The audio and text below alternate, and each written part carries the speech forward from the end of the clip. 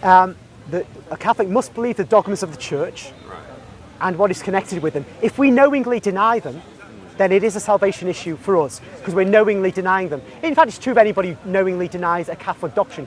But obviously non-Catholics have reasons to deny our teachings, because why should they accept our teachings?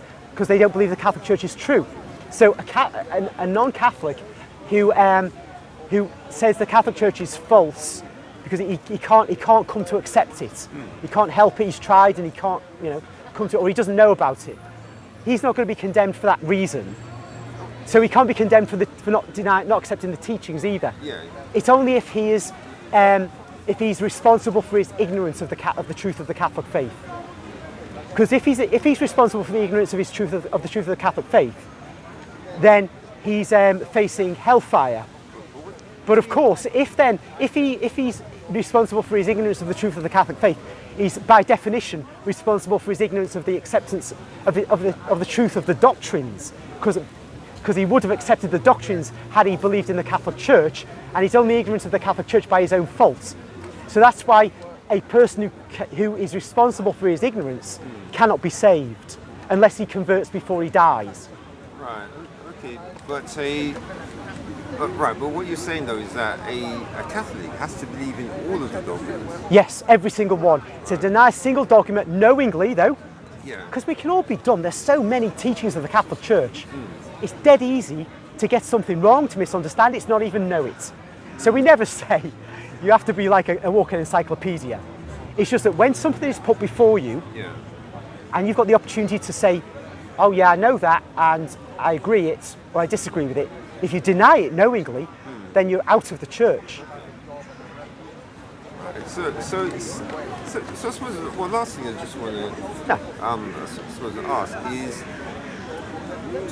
do you really, well, I suppose it's a bit of a general question, or a big one I should say, is do you really believe as a Catholic that God would have had to put all these extra stuff in for people to remember? Don't you think that God, it really is just like how it is in the Bible, where it's a lot more simple? Do you know what? You've almost made a Quran worshipper out of me there. Because you know the Quran is about 2/3 the size of the New Testament. Yeah. And the New Testament is about 1/5 the size of the Bible. So I think this big fat book we have called the Bible, I know mine is fatter than yours, but yours is still fat with 66 books. God has given us a bit of a thing there to hold on to. So my view is that God doesn't expect a Christian, a Protestant or a Catholic, to know everything. Some of us are mentally not able to know anyway, you know. Yeah. He expects us to know what we should know given our state in life. That's all he expects of us.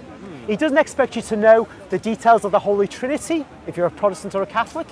He just expects you to know what you should know given your mental ability, your state in life.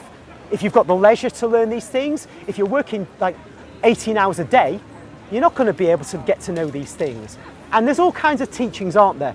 He just won't drive us into the ground because we don't know something. It's only when we're just unwilling to try and learn what we should be able to try and learn, given our state in life. Yeah. Okay. All right. Well, And so therefore, the Catholic faith or the Protestant religion could comprise all the books in all the libraries of the world. But God, being merciful, would never expect us to know it all. He just expects us to know the bits that he will have presented to us in our life.